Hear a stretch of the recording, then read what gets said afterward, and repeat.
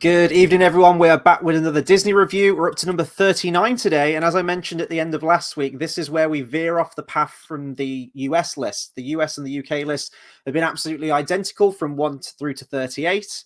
But we're hitting our 39 today, which is The Emperor's New Groove. And I did actually find my old video out too, these chunky blue cases. You remember them? And it's officially on there as well. And this is what I go by. Disney's 39th animated classic. So that's It the one doesn't I'm have it on going the for. side, on the spine, does it? No, they don't have the numbers on the spine. It just says classics right there. But these ones do. In the slipcovers, these have got the numbers at the top. They do indeed. Yeah, the year 2000, Emperor's New Groove, directed by Mark Dindal. There is a fascinating history to this movie with the behind the scenes, which I wasn't aware of until earlier today. So we're going to go into that. And of course, we're going to go into our general opinions and everything like that. As we continue through this retrospective, the Disney Renaissance is over, but we've got a pretty good month of movies coming up. The time where Disney was trying kind of new, off the wall, zany kind of ideas that it's almost like its own little era, I want to say, like Emperor's New Groove through to Treasure Planet. Like those four movies, quite sci-fi, quite wacky and zany. And yeah, are probably just as highly regarded as some of the Disney Renaissance ones in their own small little way. More cult classic ones, I'd say, those four. Lilo and Stitch is probably the most popular one of those four, definitely. And that's getting a live action remake now. That was at D23 this week, just gone. But we've already got a comment from Brian who says, I love this movie. It's so funny. My favorite scene is when Yzma tells Kronk to pull the lever and he pulls the wrong lever. Yeah, that's a classic scene, that, isn't it? I remember that being in the trailer. That was So, yeah, not overused, but that was used over and over and over again in Emperor's New School as well. oh, well, did they keep doing? Yeah, I'd see. Yeah. I actually haven't seen that series. So, have you seen Kronk's New Groove? The No, I've sequel? not seen the sequel. Yeah, I haven't. I've not Yeah. I've not seen a lot of sequels, to be fair. Mm. It's like horror movies for me. Like I watched like Nightmare Before Christmas, Nightmare on Elm Street. I Mm. watched like the first one. I've not seen any of the sequels. It's kind of like that. It's like I feel like they're movies in their own right and they're great, but I don't know. The sequels have never. There's only a handful I've seen sequels. Like I've not seen Mulan 2. I've not seen Pocahontas 2. They kind of they feel like one movies, it's one shot and it's done.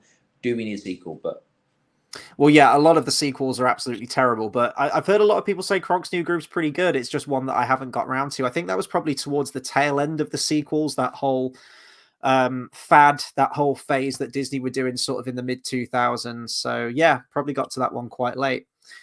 Emperor's New Groove then. Earliest memories of watching this film. Do you have any stories or do you remember it distinctly? yeah, yesterday.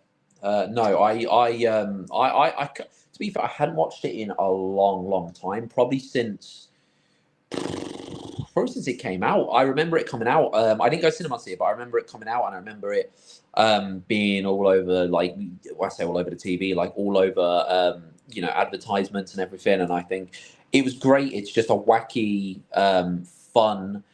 I don't know like how else to sum it up, but it's just a wacky, fun movie. It's certainly up there with the Renaissance movies. It's great. I would even I would kind of include it in that bit. Like to me, it just feels as fun. It doesn't feel like it drops off a cliff yet or anything. It feels like it's just there. It's fun. It's great. It's fun. It's Mm. musical in a way of not musical, but like kind of like Tarzan in the sense of you always remember the music and the kind of vibe it gives off. It's just a fun family movie. Yeah, I'm trying to remember the first time that I watched this because I know the next two Disney films that we're going to be talking about. I went to see those when I went to Butlins. That was kind of, if it wasn't Blackpool, it was the other sort of, activity holiday family away, which was at Butlins. And they had like a really tiny little dinky cinema there. I remember watching a few films there. I watched Chicken Run there, Help I'm a Fish, Lilo and Stitch, and Atlantis, I definitely remember. And I can't remember if I saw this one because this was released in December and that's not normally a time that we'd ever go on holiday anywhere. So maybe I did just watch this at my local cinema, but I definitely remember that I did see it at some point. This was big in terms of like the whole video game tie-in as well for me, at least. Like Hercules. Hercules is like the peak because I absolutely rinsed that game on PlayStation 1. But Emperor's New Groove also had a PlayStation 1 game, and I used to go over my uncle's, and he had like loads of games, and this was one that we put hours into. And I remember the scenes where you have to transform into a turtle and you're on your back and you have to race Kronk down a hill. I actually remember it being a really challenging game. There's bits where you get chased by the jaguars in the jungle and you have to kind of mash the X button. There's bits where you go down the river where you're tied to the tree trunk.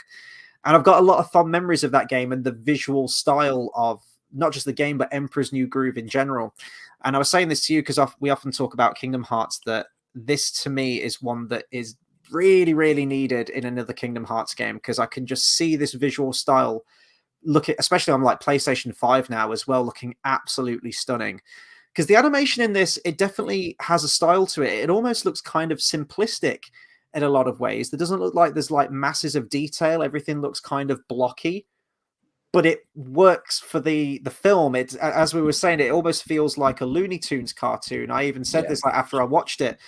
I've seen this film loads of times, so it was kind of one of those films where there wasn't really any surprises for me because you almost know the script like the back of your hand. I've watched it that many times, but watching them in order, you do get that sense that it feels more cartoony than a lot of the previous ones that we've had. It doesn't take itself too seriously. There's a lot of almost wink, wink, nudge, nudge meta moments.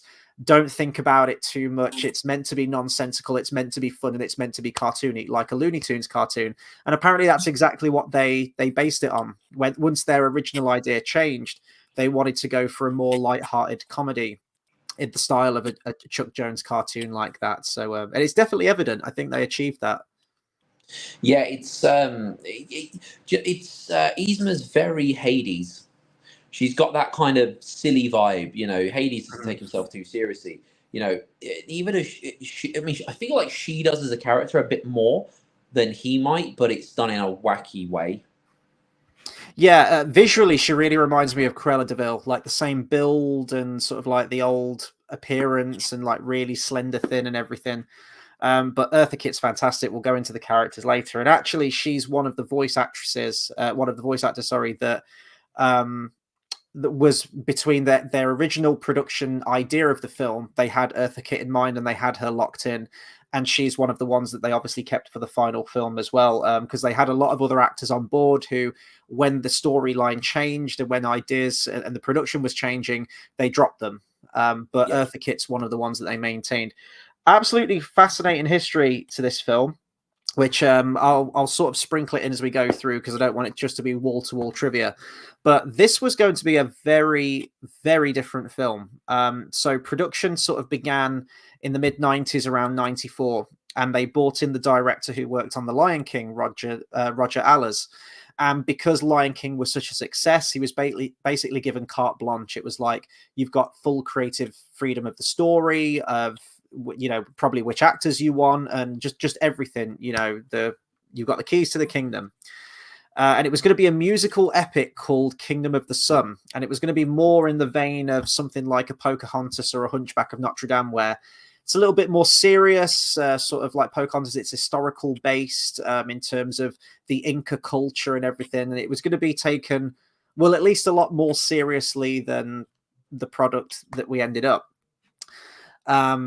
Sting was recruited right around this time, again, probably aping off the success of Elton John on stuff like The Lion King. They wanted a current like pop artist, like Phil Collins with Tarzan, to do all the music and to write all the music for it. So Sting was locked in and composed quite a few songs for the film, actually. It just says several songs, but he wrote a lot.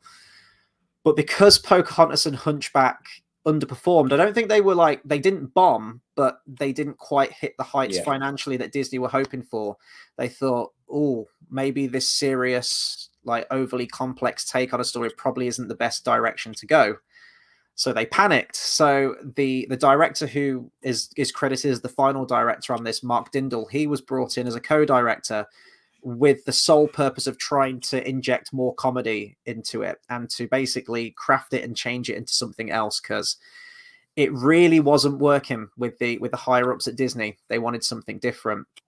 Dindal and Allers eventually sort of had creative conflict with each other. So Allers departed and we got Mark Dindal on the final project. Essentially, the original film was going to be a kind of Prince and the Pauper kind of story. where what eventually became Emperor Cusco's character was called Emperor Manco, I think his name was, and he had a what do you call it? Someone who looks identical to you. Twin. It's sort of a twin, but doppelganger. That's it, isn't it? That's Yeah. someone who looks like you. Yeah, Yeah. yeah, So in the village with the peasants, there was a doppelganger, and they switch places. So the peasant is now the emperor, and the emperor is now one of the peasants, and they're living the high life. They're loving it. Yzma was going to be more of a. I'm trying to think what should be a combination of. I'd say Mother Gothel, in that she has this complex of remaining youthful and doesn't want to get really, really old. And also a little bit of Dr. Facilier, because she was kind of like a necromancer kind of character, like a bit of a sorceress kind of feel. So she was going to be a mash of them. And she hated the sun because the sun gave her wrinkles and made her look older. So she wanted to, which is her villain song, which is actually released and you can listen to it. Eartha Kitt does a fucking fantastic job, and it's a really catchy song called Snuff Out the Light. And she was going to summon various demons and Inca gods of death and whatnot to do exactly that, to blot out the sun. Along the way, there was going to be a bunch of romance in there. The pauper, who's now the emperor, was going to fall in love with the emperor's betrothed, and she was going to fall in love with him because she still thinks it's the emperor, but he's now changed. He's kind of like a kindly character. He's not as maybe menacing as Munko was. And Munko still gets turned into a llama and ends up falling in love with like the shepherdess character of the llamas. Basically, there's going to be a troop of llama characters, so the whole story is totally different. The only thing that really carries over are the intro song that's sung by Tom Jones, which was written by Sting, and then the end credits song, which you get bits of the melody through. It's My Funny Friend and Me. It closes out the film, and they're the only two songs that remain. But there were a whole bunch. I think 3 have been released as bonus tracks that you can hear.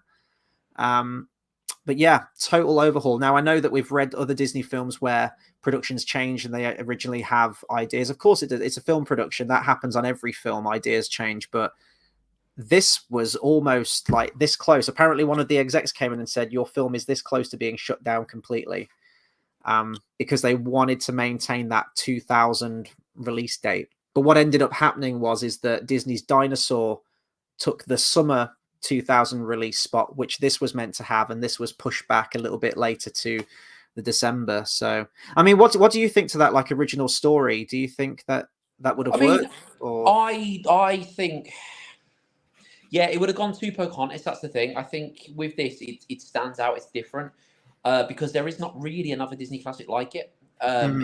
It's very, it's like slapsticky. It's Looney Tunes-esque. There's not really another Disney movie that's like this. Whereas you've already got a Pocahontas, you know what I mean? You've already got movies like that.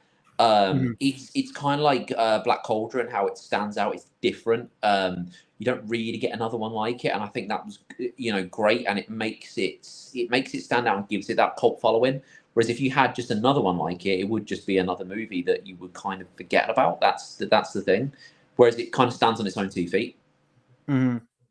Yeah, I mean, in terms of the completely clusterfucked production by the sounds of this thing, directors dropping out, creative differences, total page 1 overhaul. You can actually, I think, like 25% of the original film was animated before they scrapped it all. And in that released song, Yzma's villain song, Snuff Out the Light, they have got some early pencil drawings, fully animated, that you can see. Well, not fully animated, but when it's like the flip book kind of animation, and the original design for Yzma. And I'm guessing that's where her color palette kind of stems from, the very sort of like dark, like the purples and the blacks. It's like nighttime and dark, which is what the original character was from. I'm actually amazed, though, that the final product is as good as it is, because I do love this film and I think it still works. Even, as I say, I didn't know anything about this original film. And would I have liked to have seen Kingdom of the Sun? I'm sure I would. I think it would have been great had they have gone with that original trajectory. It seems like the plot would be a lot more involved, and, as we said, taking itself more seriously. And I don't think that would necessarily be a bad thing. In fact, I think it would almost be a return to form for the Disney Renaissance. It was going to be this big musical epic with loads of songs throughout it, and Tarzan had that, and it was all the pop artists, but this would be back to the characters singing all of those songs. So I mean, if they had have gone back to this, I think maybe we would have had a return to form, if you will, of the Disney Renaissance moving Yeah, forward. but the thing is, would it have just turned into another one of those? Maybe, yeah, could have It, done. it could have been good, and it would have been interesting to see. But I think they made the right move doing what they did. Hmm. Yeah, Because the thing and is, you like, can only have yeah, so much of a good thing as well, and it's kind of it diminished well. hmm It didn't drop off a cliff. Because the thing is, like everyone kind of sees, Disney Renaissance kind of ending with Tarzan, and they kind of forget about Fantasia. I mean, because obviously it's just a copy, but we talked about it last week. But the point is, like, people forget about that because it's not what they were. And the thing is, though, people don't realize that these are actually good movies. hmm Emperor's New Groove is a great movie. If it had dropped off a cliff, that'd be a different story, but it doesn't. It does really, really well for what it is. yeah. No, I agree, and I know one person who wasn't happy about the change was Sting because he wrote 8 songs for the film, and then someone had to give him the call and was like, "Hey, we're ditching pretty much all of your songs. You got to start from scratch." Yeah, And that's production sometimes. It is frustrating when they don't go in with a clear plan and an idea, but I get that Disney's a company and they're always trying to think of the thing that's going to make them the most money. At least they used to. Maybe not so much now. Now they just keep pushing on with stupid ideas that they're guaranteed to get no money. But back then, they were trying to be smart about things. And sometimes that works and sometimes that's the right call and sometimes it isn't. I'm kind of, my head's like going to this parallel universe now where like Kingdom of the Sun was released. And I think especially like with the Inca setting and seeing more of the culture and the gods, and I think there was meant to be, I don't know if it was a henchman character for Yzma. It was going to be like this rock Goliath, and you could probably find like storyboards of what the characters were meant to look like. It was going to be like this millennia old rock character, like this rock giant thing. yeah, I and you think can it could kind have of been cool. you can see that with Kronk, though, can't you? Sort of. Well, actually, apparently, the character design of the rock person can be seen on at the table scene where they're making a drink for Cusco, where they're trying to poison him.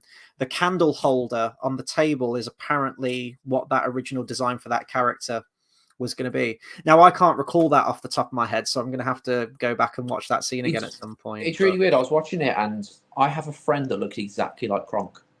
Like, he looks exactly like him, and his mannerisms and everything, and it's just funny. Every time I was watching this, I was like, this looks like the guy I know, and it's just brilliant. oh, he's great, isn't he, Krog? I guess we could talk about characters then now. So there's so many personalities in this film, isn't there? There really is. Where do you want to start with this? Are we going to start with Kronk, or do you want to work up to Kronk? I mean, do you know what? I'll start with Kronk because I already spoke about him, but he's just, him. Him and Patrick look very the same. Yeah, They are very, one and the same, and their characteristics are similar in a lot of ways. The way, as I say, like similar-ish. They're very different characters, but very the same. If you get what I mean. Um, explain. What do you mean? like, okay, so they're very different, but they're very the same. If you look at them, very similar build for one. That's like one obvious thing. Mhm. They're very similar in they're the kind of henchmen on the side. Like, one's on Cusco's side, one's on Yzma's side. They are that kind of um, like fun-loving character. But Kronk is more your retarded, Yeah. I'm trying to think who to compare him to. The only thing I can think of is like Raccoon from Dragon Ball. Like, very, like, he's a bit of your retarded. He's your big guy, but he's that fun-loving, and you're never going to dislike him, are you? Mhm. You Yeah, know? I mean, Kronk's just really affable, isn't he? Great voice actor as well. Perfect voice for the character with Patrick Warburton. Yes. And loads of great moments. It's really difficult to pick a favorite Kronk moment. I always got a kick out of the bit where Yzma tells him to take Cusco's unconscious body and finish the job, like take him away, and he's doing his own theme song, and someone walks past, he's like, and he's like frozen doing that. I like that bit, but also the shoulder angel and the shoulder devil are really Yeah. funny. That Angel Devil thing, that is again very Looney Tunes. It's a Looney Tunes thing they Yeah, did quite a yeah. lot. It's also, I think, Disney have played with quite a few times, so it is, it is quite cool to see. But yeah, he's just that fun-loving. Yeah, there's just loads of great things he does, which is very silly, but you know, it's like also when he turns into that chef and he's like, right, I'm busy now, and yeah, it's Yeah. just it's great, and There's some he really just fun situational comedy with that as well, where yeah. the chef's getting more and more agitated. Or no, it's with Kronk actually, where he's taken upon himself to be the chef, and Yzma walks in, and then Cusco walks in, and it's this cross lines of communication, which is pretty funny.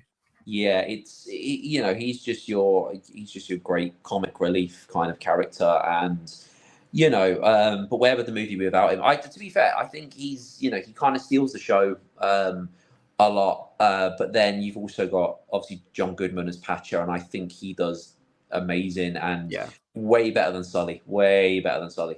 Like it's one Well, of John I like Goodman's. Sully's character, but he's always, I mean, John Goodman, not so much now. I think he's slimmed down a bit, but he's a big, tall, and big guy. At least he was back then when this was out. So they definitely brought a lot of his physicality into it. Like Patcher has a real weight to him. He's the village patriarch, and he's just a really nice, well-meaning guy, isn't he? And I think John Yeah. Goodman can bring that through in his voice. He can be really intimidating as a villain as well. Like he's an imposing guy when he wants to be.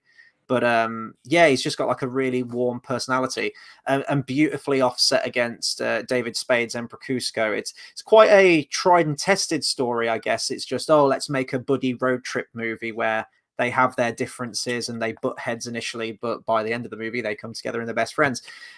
It's a really, really common story trope, but when it's done well, it can be fantastic. And I think, yeah, John Goodman and David Spade really play off well with each other. Yeah, the chemistry of those two goes really, really well. I think it's that kind of, obviously there's the good side, the evil side. You know, Kronk is part of, like, Kronk and Yzma, obviously the evil side, and then you got Cusco and Pacho on the good side. And it's kind of, like I said, they're always butting heads, and there's the slapstick comedy. And the great thing is when they go into the kitchen and they're going in and out, is the whole, like, they don't realize each other's there, but they're constantly going against each other. I think again that's another a great moment of it. I think the whole thing about the movie is about the butting heads, though, isn't it? Mm-hmm. Yeah, definitely. And I mean, our titular character, the Emperor himself, Emperor Cusco. I don't really know much about David Spade. Like, I don't think I've seen him in anything else. I'm trying to think I of what feel like shows he's been in. I feel like David Spade got beaten up by his bodyguard once. I feel like this is or his bodyguard like broke into his house or something. I can't remember. I watched an interview, but David Spade is funny. I've watched a few things he's done. He did Rules of Engagement with Patrick Warburton as well. Mm-hmm. So I know they've worked together, a couple of times, and that was a good show, which for some reason just never really made it over here. It was really So weird. he was big on Saturday Night Live. I mean, that's huge in America, isn't it? So Yeah, I, yeah. I do like David Spade. He's great. He's funny. He's got a cool voice as well, which goes really, really well with Cusco. It's a shame he wasn't in Emperor's New School. Was he not in? He was in No. Kronk's New Groove. He came Yeah, back for that, he but got replaced by, I can't remember who by, but he does a good job. Because I watched a clip of Emperor's New School the other day as well, because I wanted to see the comparison. But whoever fills in for him, I can't remember his name, but did very, very good job doing it. I'm glad they changed the ending to this film, because the original ending really wouldn't have worked. And Sting actually wrote a letter when he heard what they were going to plan for the original ending of the film. He wrote a letter and said, like, I'm ready to pull all of my involvement out of this film and take my name off it completely unless you rewrite the ending.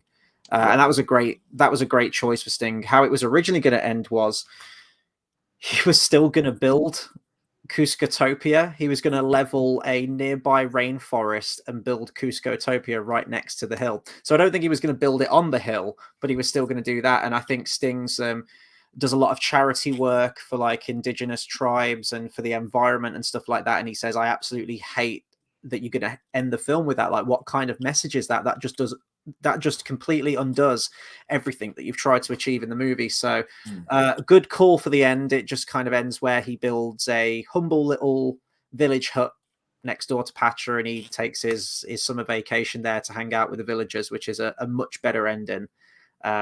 And a good moral for the end. Don't be destroying rainforests for a summer vacation home. I mean, they do that in real life. They do that in real life. So, like, I don't know. It's not very realistic, is it? Really, in that way. It's really frustrating, because I'd love to see. Now I know that was like the original concept of the film. I really want to see it, like with the music. Yzma's removed, so we'll talk about Yzma now as well, because Eartha Kitt, I think she was like 70 years old when she did this. Absolutely fucking phenomenal. Like, I cannot say enough positive words. Like, she becomes that character. Apparently she'd arrive up to the recording studio and she'd be very professional, and then she'd get in the recording booth and she'd be completely animated. A lot of her gestures and everything that she did in real life were also animated into the character, completely larger than life, and embodies that character. I can't imagine another voice being used for Yzma. Like, she's just incredible, great personality, great look to her. And I would have loved to have seen the original version of the character where she'd be more of a sorceress character, but I like that she's kind of the put upon advisor vying for control, and she's not like a villain you fear or anything because she's played for laughs for a lot of time. But Yeah, like, Eartha Kitt just has a great persona to it. I mean, Catwoman, right, in the 60s Batman, brilliant. yeah, but like kind of like Hades, though, isn't it? Yeah. Like the whole evil and the intent is evil, but it's again, you're not really scared of them. Mm-hmm. It's that whole fun-loving. I was gonna say fun-loving criminal, fun-loving thingy villain. Mm-hmm. Do you have like a favorite Yzma moment in the film? There's one joke which I completely forgot about. It's a Wizard of Oz reference right towards the end. It's where Patcher and Cusco get back to the secret laboratory, and they're trying to grab all the vials and seeing which one will turn him back into a human. And Patcher goes like, lions, tigers, bears, and then it cuts to Yzma and she goes, "Oh my!" And I'm like, "Oh, it's Wizard of Oz reference. I never realized that." Yeah, to be fair, my favorite. I always remember. I don't know why. It's where she's kind of two moments. It's really weird. I always pick the weirdest moments that stand out in my head, but like where she's, in the little where Kronk's holding her on the purple thing and he's carrying her, and you think she's in another room, like that. Yes, how she's yeah. carried. And the other bit I always remember she's hitting the broccoli together. Yeah. And like she's like kill him kind of thing, and she's like looking over, and I just think there's just so many cool things, because what she does is, like I say, there's the evil intent behind it, but there's never any real danger, if that makes sense. Mm-hmm. And I think she does really well. I think she's really well animated as well, not just the voice act, because the voice acting through this movie is probably one of the top things. Yeah. There's probably not a single character I think is voiced badly. No, even like Patcher's family, I think are really endearing, like his wife. I'm trying to think of some of the other side characters now. Even like the incidental characters, like, is she meant to be Jewish or something? The waitress at the diner they go to. She's like, she reminds me of Roz from Monsters Inc. Just that really mundane voice. Yeah. I don't know who she's voiced by, but I know whose voice stood out. Can't remember her name. Patty Dutch or Patty Deutsch. There's a girl who voiced Patcher's wife. That stands out as well. Patches, Wendy Malick from Arrested Development. That's where I know her from. Her voice is iconic as well, and it really stands out. And I think she's got a nice soothing voice. And I think all the voice actors were chosen really well. I don't think I'd pick anyone else to voice any of these characters.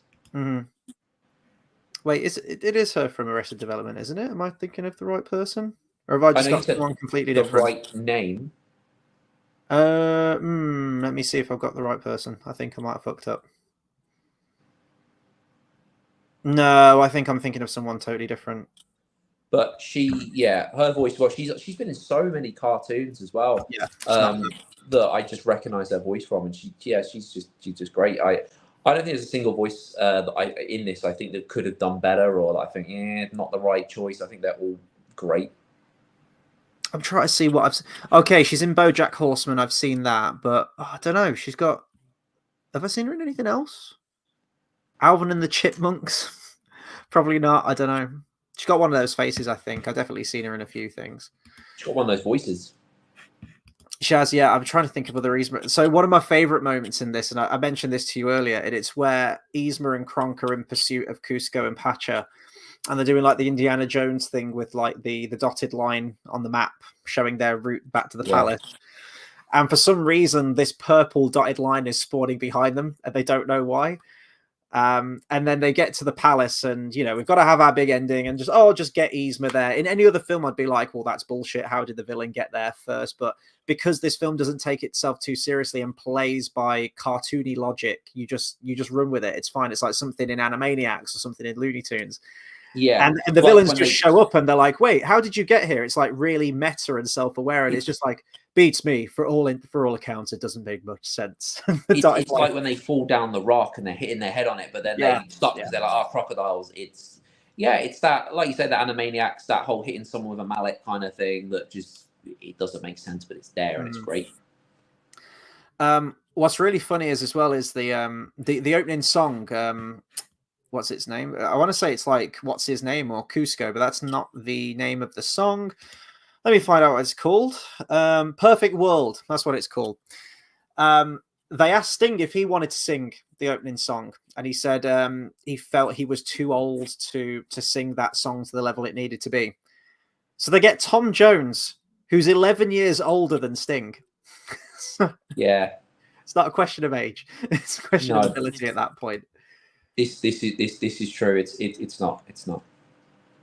Unfortunately, I didn't get time to listen to the other tracks. As I say, there's 2 other tracks that have been released. There's Walk the Llama Llama, which sounds like it's going to be a fun little comic relief song, and there's One Day She'll Love Me, which is the love theme, which I haven't listened to yet. But Snuff Out the Light is really good. It's this zany sort of like Perfect World, like the big brass band and the kind of raunchy number like the opening one to the film. It definitely would have had a cohesive musical style to it, definitely all the way throughout.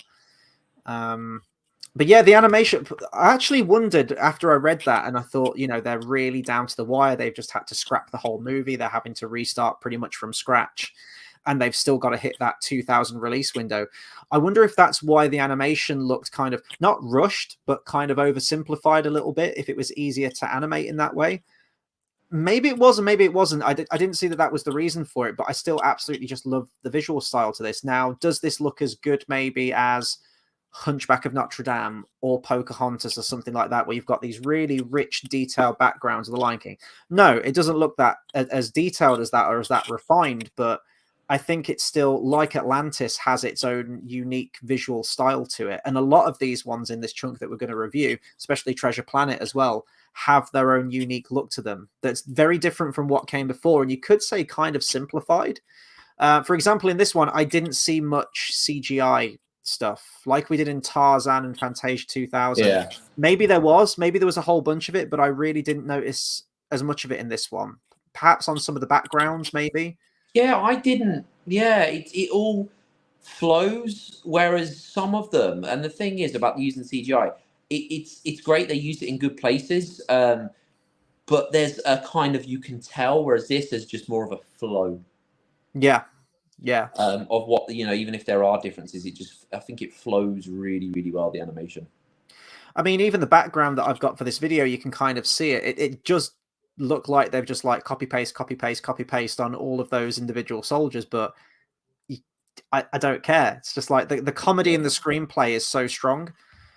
So I like this version of the film that we got. It's really difficult. I kind of need both films to exist so that I can compare it and see which one I like.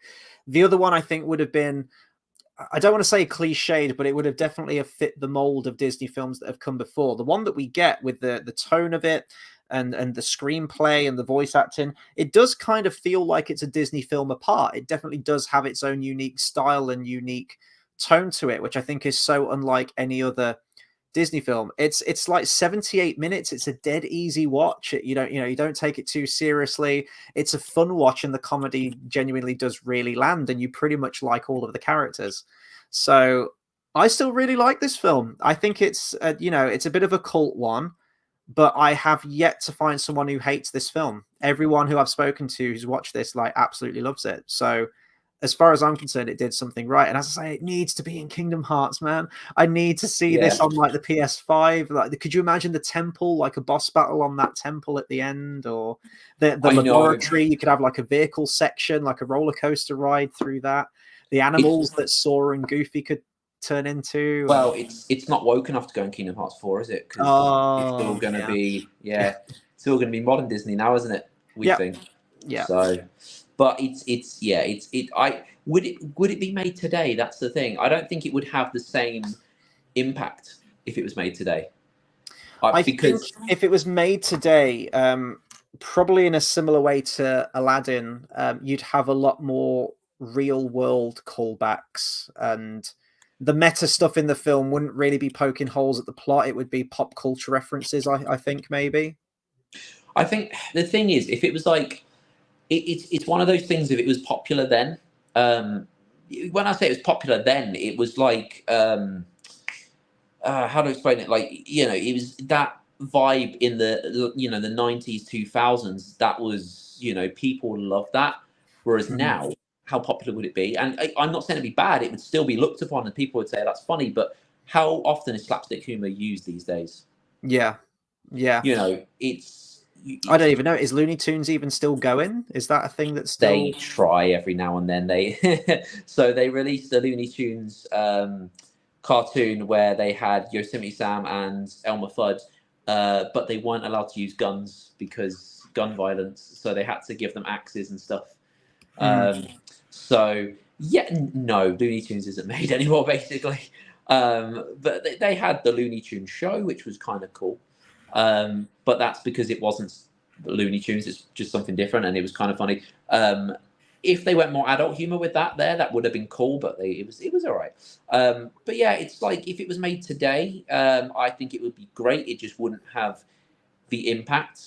It's like if you brought out Van Halen 1 today, it's like it would be amazing, absolutely phenomenal, but it wouldn't stand around as much because guitars and stuff aren't as big in music today. It's that kind of thing. And I think the thing is, it probably still have a cult following in a way. Yeah. It just, I think the great thing about it is, but it's like a lot of movies or music or anything, when they came out, speaks volumes for it and how well it does. Yeah, and I was actually surprised. This one, it made its budget back. I mean, probably not if you include the scrapped idea of the original film and then also the budget for the new one. The budget was about 100 million. It made 169 million, but it's one that did really well on video and sort of like getting that cult following after the fact. Yeah, it kind of, in cinema releases, it was, but when it came out, everyone kind of was like, oh, this is amazing. But I think that's because I remember the advertisements a lot for it. I remember a lot of that, and I don't know whether they pushed that because it didn't do as well in the cinema. But yeah, it was one of those, like I said, I didn't go to cinema to see it, but I definitely had it and I definitely watched it. But yeah, it was nice. They did McDonald's toys for this one. I vaguely remember having like a llama Cusco. I don't know. Have a look. I don't know. When was the last Disney movie to do McDonald's toys? That's a good question, actually. Yes, they did. Oh my god! Okay, I remember them now. Oh, it's amazing how it all comes back. Love that. So there was Patcher with a cart and like Cusco in the back. Yeah. There was little Cusco. There was Llama Cusco. There was a crocodile apparently. Yzma and Kronk in their laboratory gear, and then there was Bucky the squirrel. Yeah, I kind of remember some of them now. That's cool. I miss Happy Meals toys when they were like that. Now they're not a thing. They don't have Happy Meals toys at all. They can't have fun now. I did actually just double check about the animation as well. And yeah, it says because of the production overhaul and the studio's attempts for more cost-efficient animated features, the director urged for, quote, a simpler approach that emphasized the characters rather than overwhelming special effects or cinematic techniques. You can see that, definitely. But I think that was the right call, and it gives it an identity of its own. The original animator for Yzma, when they overhauled the plot, he stood down because he was like, I've got my idea of what Yzma should be, and I can't animate her in this new style that you want. So I think he went off to work on Atlantis, The Lost Empire, and they drafted someone new in for that. The music, I think they got rid of the original composer as well. Let me just double check the music real quick. I feel like there's more to say on this film, but like I feel like we've honestly covered most of it. The thing is, there is and there should be, but it's one of those. It's a generic, fun I say generic, but you know what I mean. It's a fun. It is what it is. There's no depth. Mm-hmm. You know, it's not like, oh, but you can see this from this cat. It's just, it is what it is on the surface, and that's what makes it great. So this is interesting. They actually produced a documentary of the production of this film. Trudy Styler, who's the wife of Sting, he agreed to the project on one condition, that his wife could record the entire production process. And the documentary, it came out in 2002. It's called The Sweatbox. However, Disney completely owned this, and they've never actually released it for everyone to see. There is a version on the DVD, or some behind the scenes, which is a much more watered down and cut down version, where it probably looks amazing and wonderful, whereas that original one is probably a lot more candid. It's a 95-minute documentary, and shows the whole production and the struggles and the controversy and everything like that. Because yeah, like as I say, like the soundtrack was completely overhauled, and I think they had like an original composer on board, and they got rid of him because they didn't like his music either. Yeah, I want to see that version of the film now. Let's talk favorite scenes, because we can't really talk favorite music, can we? I mean, My Funny Friend and Me was nominated for an Academy Award for Best Song. It didn't win, but it was still nominated, so it was still Disney songs getting nominated at the Academy Awards. So we can't really pick a favorite song. You've got two to choose from, really. You've got the opening song and you've got the end credit song. So I guess in that regard, it's the opening song, the Tom Jones one. It's vibrant, it's catchy, it's got a lot of energy to it, and there's a lot of funny visual gags at the start where Cusco's just being an emperor. Yeah. My favorite, in terms of scene wise though, I would have two favorites. You know, where he's got what did he call his pool? Like Cusco's Funland or something. Oh, Cuscotopia. That's it. Where he does that and he shows it and he's got the mountain and he just places it on it, just like knocks all the village houses off that, because it's really cool when it shows his character, like he just doesn't give a shit. But the thing is, he doesn't give a shit in a kind of similar to how Yzma's not, you wouldn't be scared of her. You know, it's similar, like a whole, doesn't give a shit, but it doesn't feel in a mean way. It just feels like he's just naive and he's just like a spoiled rich kid. Just like, oh, yeah, cool, whatever. And so that's really cool, and I like that. And near the end, you know, where he's turning into like a whale and he turns into a turtle, and it's just constant changing into things. Because again, that's very Looney Tunes. It's very, I swear Looney Tunes have done that as well, where it's just like, now you're this, now you're this, now you're this, now you're this. And it's yeah, it's kind of, there was a Looney Tunes cartoon that did it with the Count Dracula, Count Blood Count, where he's turns into a bat, then an actual like baseball bat. And then something else. And then they're doing like where Bugs Bunny's saying abracadabra, and then he turns into something else, and he turns into a pair of glasses, and he does this, and it's that sort of thing, and that's I love that in it. Well, I say end scene right near the end. There's some jokes that I would say don't work for me. There's definitely probably an audience for them, but there's some scenes in the film where I'm just like, let the emotion and the drama play out just a little bit. Like, it hasn't got to be a joke every minute. It's the bit where Patcher gets home. And he sort of can't bring himself to tell his wife and his family that they're going to be evicted, essentially, and they won't have a home anymore. And he goes out to the courtyard and he parks the cart at the side and he just sits on the bench. And you want to let that scene play out. The music's really nice. And then Cusco's kind of watching the movie and he hits pause and he gets like a marker pen out and he goes, okay, this story's about me, okay, not this guy. Yeah. And that's fine, but there's some moments where, especially that scene, where I'm just like, oh, I wish you would have just hung on that moment a little bit. And just because, you know, it's important to have those emotional beats in the film as well as the zany comedy. Some of my favorite jokes, I love the bit where the henchman at the end, where Yzma orders them to jump down what's essentially the nostril of the Inca temple in order to pursue Cusco, and he's like, "Come on, man! No one lives forever." Out, yeah. And then they just fall to their death, like they just instantly die. It's like, because it looks like there's like a milk coming out of like you know, when someone's laughing. Yeah, that's Yzma, is it? She ties off like a rope or some like bed sheets or something and jumps down. It looks like some snot, doesn't it, when she's dangling out the nostril? Another one that I like. Oh God, there's so many. Which one did I have in my mind? No, it's gone. No. Oh, God. I mentioned it to you earlier. I can't remember what my favorite moment was. I mentioned the dotted line one where they're being pursued. No, it's gone. They'll have to come back to me. Any other favorite scenes? It'll come back to me in a second. It's very Shrek as well, isn't it? there's a lot of Shrek kind of donkey humor. And one of my favorite is in the kitchen Mhm. where they're going in and out of the door. So I want cheese. No, I don't want cheese. Yes, I do want cheese. Like just in Yeah, and out of the yeah, doors, and like that's that one as well. I think that goes together with the characters, and it's just that whole having a diner in. It's yeah. where's it set? Where's it set? Well, it's Inca culture, isn't it? Whereabouts It's would like an that be? That's Aztec in kind of, but you know yeah, what I mean, in that yeah, Aztec yeah. land. But having like a diner there, I think that just works really well. I just think it's really really cool. Oh, in that scene as well, the bit where Cusco's dressed in drag as Yeah, Pacha's wife, and he says, "We're here on our honeymoon," and he says, "I'm going to have a word with the chef," and he's still dressed as a woman, and the guys at the bars kind of like checking out his wife because like Cusco's like got a big ass like a llama, and he gives Pacha the thumbs up, like, "Yeah, get in there, man! Like you've done well for yeah. yourself." It's like, what does he say as well? Because he says something like, "You'll get spotted." He goes, "Not in this disguise," or something like that. That's just again like, oh, they're not taking the movie seriously at all. He says, "We're on our honeymoon. Bless you for coming out in public." Yeah,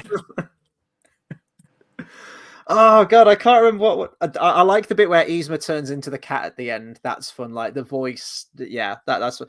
Oh, I know the trampoline, where Yzma falls off, and you think, oh, that's it. But no one really dies in this film, do they? And it's for the last time, we did not order a giant trampoline. He's like, you could have told me that before I set it up, and then she just, yeah. springboards back up to the action. It's that funny off the wall, don't take yourself seriously Looney Tunes kind of Like I say, very similar physics to don't exist in this world, stakes don't yeah. exist in this world. It's all going to be okay, and everything's going to work itself out. It's similar to like Hercules in a lot of ways. Hercules has similar vibes to that. It's Mhm. Hades mainly that I keep thinking of, but yeah, the whole thing. I think that's probably going to be. I'm trying to think of like any other scenes. I think it just. I'm surprised it turned out as well as it did because it is a complete overhaul from the original idea, and I would have loved to have seen the original idea. I think the original one probably would have um, spent more time with that like Inca culture, and we would have just seen more of the. It would have been more of a cultural experience, I guess, as a film as well, whilst also being almost like a return to form for the Disney Renaissance with 8 songs all the way throughout. I would have loved to have seen that. I think it would have worked. But I'm still very happy with the final product that we got. It has an identity in and of its own. As I say, it's developed a cult classic. A lot of people like this. I like the zany humor. I think the script really works, and just the personality of these characters. I agree with you. It's probably one of the strongest out of the entire run of Disney films that we've done. Like these characters and the voice actors are so memorable to me. I can't Yeah, imagine anyone else playing them. They're just larger than life characters. the whole thing is just the whole thing is them going on their journey, and it could just be episodes of just Mhm. shit happening. Wile E. Coyote, Roadrunner, like what's the actual purpose? I don't care. It's just the journey which we like. Mhm. Yeah, so in a weird parallel world, we'll have Kingdom of the Sun, where you have David Spade as the Emperor, and then it was actually going to be Owen Wilson. Wow, it was going to be Owen Wilson as the pauper character, and you're going to have loads more. But I like that we got John Goodman in there. Bye bye to Owen Wilson. We'll give you a Cars trilogy. There you go. That's your penance, and then we'll get John Goodman in. We'll give you a Cars trilogy. We That's like live in a world where Cars has a trilogy, Toy Story has 5 movies, Incredibles will soon have a trilogy, and we still don't have a sequel to Bug's Life. Let that sink in. exactly. And there are people out there that don't know what Bugs Life is. It's a great feeling old, isn't it? It's I wonderful. know. It's great when you say to someone, "Oh, have you seen Bugs Life?" and they have no idea. You're like, "Oh, cool."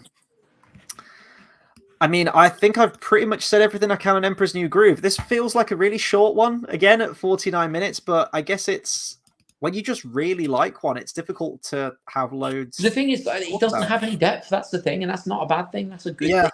yeah. That's what works for it. But there's not depth. There's not. Oh, but this, and then there's this used because it is what it is. It's one I come back to quite a lot, I think, because it is so inoffensive and it's just a fun, like wacky romp. It's a real easy one to just throw on. Yeah, Like if you've watched the Disney Renaissance ones a few too many times, and don't get me wrong, they're all amazing, phenomenal films as we've talked about on the reviews. But when you want that one that's still really good and a little bit different, and you might go like, "Oh, I haven't watched Emperor's New Groove in a long time. Yeah, I'll just chuck that on." It's Yeah, it's an easy watch. yeah, 100%, 100%. I think that's what keeps me coming back to it. Next week's is going to be interesting. I have not seen this film in a long time, and I remember being very lukewarm to it as a kid. However, this also has a cult following, and I think I'll definitely appreciate this a lot more now. Can't wait to rewatch this one again. One of my favorite slipcovers, actually, as well. Atlantis: The Lost Empire. Yeah, just like the design of Atlantis and the ships and everything, the characters as well. Can't wait to go back to this one. This is 92 minutes, so a little bit longer than Emperor's New Groove, but yeah, this is going to be a good one, I think. Looking forward to that one. And again, Kingdom Hearts. What are we doing, guys? Come on, Kingdom Hearts. Let's get an Atlantis world in Kingdom Hearts, please. I have fun memories of that movie. I had an ex that dressed up as Kida. That was a good time. Ooh. Is this the one? Is this the one that you've told me about? Yeah. I can imagine that working exceptionally well. I can think of 2 reasons why that would have worked exceptionally well. But yeah, that's going to be next week. So that's going to be Monday. I was actually going to speak to you about this. I might need to pre-record Monday. I'm not sure. I will let you know halfway through the week, but there'll still be a video, whether it's live, whether it's pre-recorded. We'll have one for you. So yeah, I guess that'll do it for Emperor's New Groove. Do you reckon like they do live porn videos? Just ever? I'm almost certain there probably is. Yeah, but do you reckon there's like a channel somewhere of just people go live every, I don't know. Maybe. I'm sure there is. I'm sure, but there's got to be somewhere, isn't there? We want to hear your thoughts on Emperor's New Groove, though, because we've talked about it for about close to 50 minutes now. If you're discovering this video after the fact, do let us know what you think of this one. Is it one of your favorites? Is it one that kind of slips under the radar for you? And let us know what you think of Atlantis as well, getting ready for next week, because I am like, that's one of my most anticipated ones of this whole run, is to go back to that movie. And I've really wanted to go back to it in the past, but I'm holding off because I want to watch them in order, kind of like you with Moana, because you haven't seen that one yet. No. And you mentioned that you wanted to watch that one a few weeks ago, and you were like, "No, I'm gonna do it when we get to it in the order." Yeah. It's gonna be a good one. And yeah, Atlantis number 40. We're going to be starting another 10 of movies with that. I think we were going to decide to do like every 10 movies. We were going to do one in person, weren't we? But I think we've got an idea in mind of when we're doing that one, and I'm pretty sure I think we agreed that's going to be number 42, but we'll discuss that after. Anyway, I'm going to round off. Thank you to everyone that's tuned in. Thank you to everyone that's commented. Be sure to subscribe to the channel for more of these reviews, as well as many other things. I've got a lot of content planned over the next couple of months with various TV shows and movies coming out, and yeah, we'll catch you on the next one. Take care, everyone.